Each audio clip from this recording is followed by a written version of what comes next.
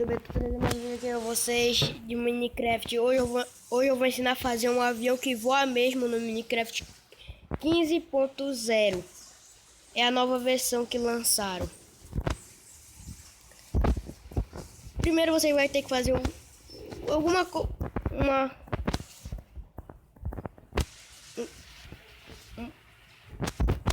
pico desse assim, uma torre dessa. Tá. Depois você pega um pistão, coloca um bloco de slime. Depois você vem, coloca um pistão grudento e outro bloco de slime. Você pega, faz isso aqui e vem aqui embaixo, coloque o observador, o novo bloco do Minecraft 15. Aí você quebra isso aqui e coloca um outro slime. Vai ficar dessa forma aqui, ó. Aí ele é bem simples mesmo. Aí você colocar duas madeiras aqui, pegar o bloco de redstone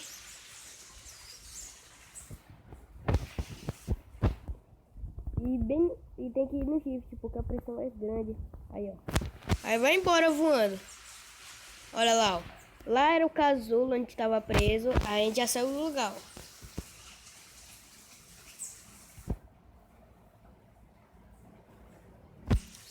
Aí a gente vai embora voando e para parar tem que destruir o bloco de redstone. Parou. Aí agora é tipo um aviãozinho mesmo que voa e só para com... Se quebrar o bloco aqui, ó. Se colocar, continua. Caso você não queira ficar em pé, só você vir aqui, pegar um barquinho, colocar.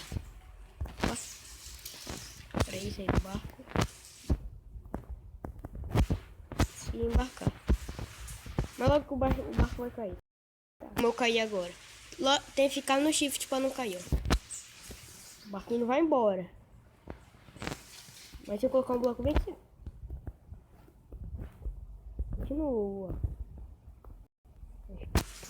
Bem, galera, é isso mesmo. Quem gostou, e não esqueça de se inscrever no canal. Falou!